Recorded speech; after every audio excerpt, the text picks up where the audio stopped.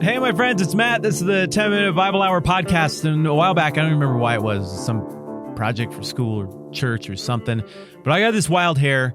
Right aside, I was going to go through all the stuff that Jesus said. Jesus from the Bible, the guy for whom Christianity is named. And I was like, he's super important. And people really care what he says about things. And everybody's always like, Jesus wants this and Jesus wants that and Jesus likes that. And I'm like, I'm going to add it up. I'm going to use math and science to figure out what Jesus was really into by counting up the number of times he talked about different subjects, so that then I could be like, now, there we go. Without any context whatsoever, I've got it ranked. Now I know what he cares about because of how many times he mentioned things. And so I did it. I went through all of the Gospels, Matthew, Mark, Luke, and John, the 4 books of the Bible that tell the story of Jesus, and I added it all up. I had a little tally sheet. I remember it was on yellow legal paper. It took me a long time. But I had these categories, and the categories had to get a little more complex as I went along.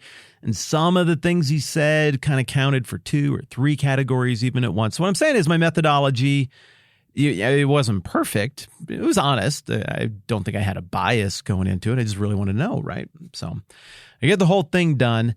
And when all the tallies were added up, I was a bit surprised. Maybe now I wouldn't be surprised by it. But back then I was like, whoa, that's not how I thought Christianity was. It's very interesting.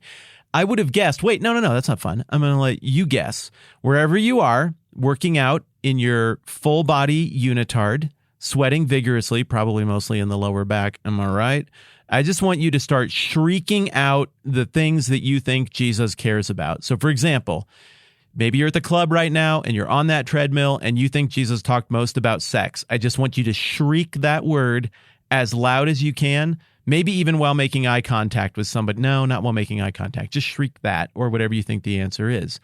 But based on my upbringing, which I think was really good, and my parents were great about all that stuff, I think I would have thought sex would be right there real close to the top.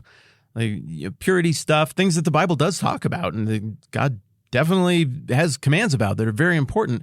But I would have thought it was that, or maybe swears, that came up a lot when I was a kid, like what words were on the good list and what words were on the George Carlin forbidden list. Maybe it would be like entertainment, garbage in, garbage out. If you consume the bad stuff, then you do the bad stuff. Maybe it'd be something that's like votable, some kind of political thing. There'd be overlap there. Maybe it would be something really good even. I think I would have thought that just love your neighbor might be real close to the top, and indeed it is close to the top, but none of those things were at the top of the list. This is what I found when I added up all of my tallies. The number one thing that Jesus cared about based on how often he talked about it, and now it is dehumanizing, I feel bad for using that pronoun, but it's his Father. Jesus talked about his Father and his relationship with his Father and obedience to his Father more than anything else in a non-scientific trip through the Gospels that I took. Now, maybe you're like, that sounds fishy. I'm going to go Google this stuff. And yeah, right here, I got somebody that says it's actually this other thing. Look, I don't know. They had their methodology. I had mine. What I found is that just all over everything, undergirding almost every teaching and every remark and every interaction with a person, positive or even confrontational, is this relationship with his Father. And so part of why Matthew is, I think, so effective as a bridge between the Old Testament and the New Testament, as you've seen as we've been going through this, is that, I mean, really, what needs to happen here? We need to bridge the gap between the character and work and teachings of Jesus, the kingdom stuff about Jesus, and the God of the Old Testament, who keeps indicating in so many of his interactions through the prophets and with his people, like, hey, there is redemption coming. A thing is coming. There is a Messiah that's going to happen. There's somebody who's going to sit on the throne of David and reign forever, and I'll establish this kingdom. And so it makes sense then that Matthew, who's writing to Jewish people, would be really interested in being like, look at the relationship between Jesus and his Father. And so it makes sense that he would highlight that really, really hard and point out that this was a central priority of Jesus. It also makes sense from Jesus' perspective to be like, look, I'm not just another rogue religious claimant who has an overinflated sense of ego, and I'm here to do the work of God. And by the way, the work of God happens to include me getting all of your money and all of your political loyalty, and you being willing to take up swords and go kill people and even die for me. Also, I'm going to need to marry probably not one or two of your daughters or wives, but like dozens of them, because that's what cult leaders do. But no, it wasn't like that at all. He clearly wanted to point out, like, I'm not here for world stuff. My values are not of this kingdom. They're of the kingdom of my Father, and all of the redemptive thread of the narrative of history, the law and the prophets and everything that came before, it all points to me, because my relationship, my intimate connection with the Father, that's the truest, realest relationship ever. I and the Father are one. You've seen the Son. You've seen the Father. We've seen that kind of language all over the place. But also what we've seen throughout Matthew is that there's an obedience on the part of God in the flesh to God the Father who reigns eternal. And that's a very difficult thing to parse out. And if that's a little bit confusing, the Trinity stuff, the how is Jesus God and God thing, like, hey, that's been a difficult thing for humans to wrap their brains around forever. So I don't feel bad if that's a little bit challenging or confusing. But what is inarguable is that Jesus is held out as the Christ, the Son of God, God in the flesh, but also one who is in obedience to the will of God the Father. So then back to my silly little list, it makes sense then that this would be something that would be sneaky, something that would get a whole bunch of tally marks on that, because if Jesus does talk about something that involves human behavior or even a parable or something that maybe could be votable or any of those topics that we would think, it would seem like in the back of our brains would be really important to Jesus, or like the kingdom or love your neighbor. Anytime he's talking about that, where's the authority coming from for him to say that? Well, his own authority is self-evident because of who he is and what he does and the lack of limitations on him. But even more so, I think the authority is from God on high. It's from God the Father. And so you get a lot of double counts on my little tally sheet because everything seems to point back to that relationship with the Father. Well, in Matthew 26, we get one of those little moments where if you're not doing the tally sheet and you're just kind of buzzing through it, you might be like, oh, well, this is a part where he's being very human. He's talking about his emotions as he faces death.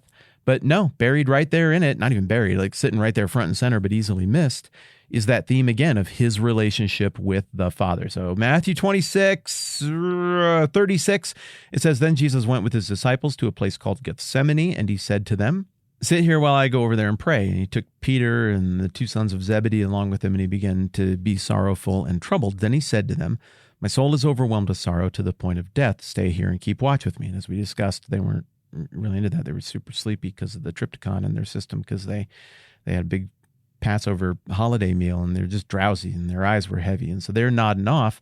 And then Jesus, going a little farther, he fell on his face to the ground and he prayed, 'My Father, if it's possible, may this cup be taken from me, yet not as I will, but as you will.'" Well, where do you put the tally mark there if you're keeping track of things that Jesus really prioritized and valued? Like maybe you've got one that's like, "I'd prefer not to die if possible." Okay, it gets one tally there.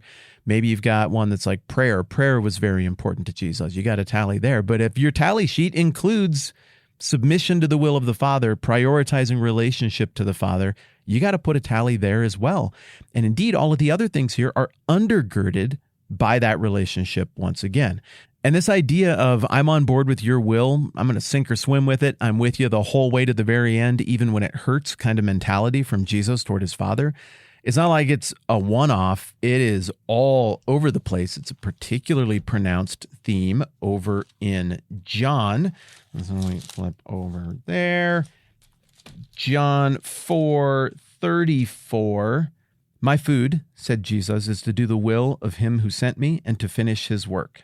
And then you flip over like literally one page, listen to it, one lousy page, to 5:30 in John. It says, "By myself I can do nothing. I judge only as I hear, and my judgment is just, for I seek not to please myself, but him who sent me." And I don't know if I made this clear, but that was Jesus talking right there as well. We turn one more page over to 6:38. "For I have come down from heaven not to do my will, but to do the will of him who sent me. We turn a couple more pages to, I'm completely in a different part of the Bible. That was not a couple of pages. That was all the way to the end of Acts. It's like it's my first day and I've never read this thing before. I'm embarrassed in front of all of you. John 14:31, I'm done stalling. It says, but the world must learn that I love the Father and that I do exactly what my Father has commanded me. And then you turn one more page, 15:10. He says, if you obey my commands, you will remain in my love, just as I have obeyed my Father's commands and remain in his love. Then you flip over a little bit further, and I'm not going to read it all, but John 17, where he prays for future believers. He's like, I pray that they'll be one as you and I are one. That follows the exact same theme. Now we go the other way in Matthew, back toward the Sermon on the Mount, Matthew 7:21. And if some of you right now are like, wow, that internet Bible man knows the Bible so well, he just knows all this, then I have fooled you because I don't know all of this. There's a little thing that's right next to the verse we're looking at in Matthew 26 that basically is like, here's all the stuff where Jesus says that he and the Father are one and that he does whatever the Father wants. And so I just looked at that, and then I keep going back and checking it, and then I just turn to the page where it tells me to go because whoever made my Bible is smart, and they actually are the ones who know it. So the point is, don't think that this like fancy zip all over the Bible stuff is something that only Bible geniuses can do. I am not a Bible genius. I am cheating, and you can do this work on your own and figure out all of this on your own as well. Matthew 7:21, not everyone who says to me, Lord, Lord, will enter the kingdom of heaven, but only he who does the will of my Father who is in heaven. Turn back one more page. The loyalty oath to God the Father that is called the Lord's Prayer. Jesus says, your kingdom come, your will be done on earth as it is in heaven. Again, Jesus is saying that the ideal way to pray is as an act of submission to the Father. I think Jesus' top priority was his Father, the relationship with the Father, the establishment of his Father's kingdom, the will of his Father, unity with the Father. And all of the other things that we read flow out of that unity, flow out of that relationship, flow out of that acknowledgement of the authority of the Father, and Jesus' absolute insistence on being completely aligned with that, all the way even to the painful, violent end, well, not the total end, but the end of that expression of his life on the cross. And I think it is very interesting that when he was under huge duress here in Matthew chapter 26, what he says is like, basically, I mean, it would obviously be more fun if I didn't get brutally tortured and murdered in front of a bunch of people.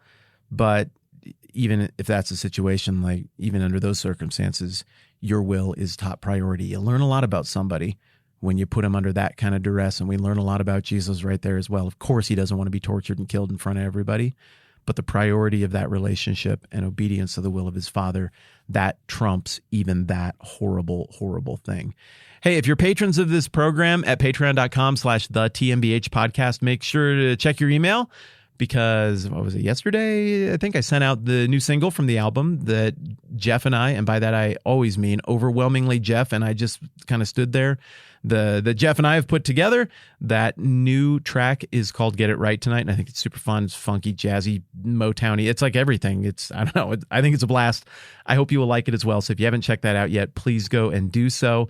There's an MP3 download that you can have and do whatever you want with. If you are not a patron of the program, guess what? You can still hear it because it's on Spotify, and you can go check that out. Thanks to everybody, whether you support the program or not, and patrons. I today am uploading another one of those back sermon episodes so that you can have access to that again as well.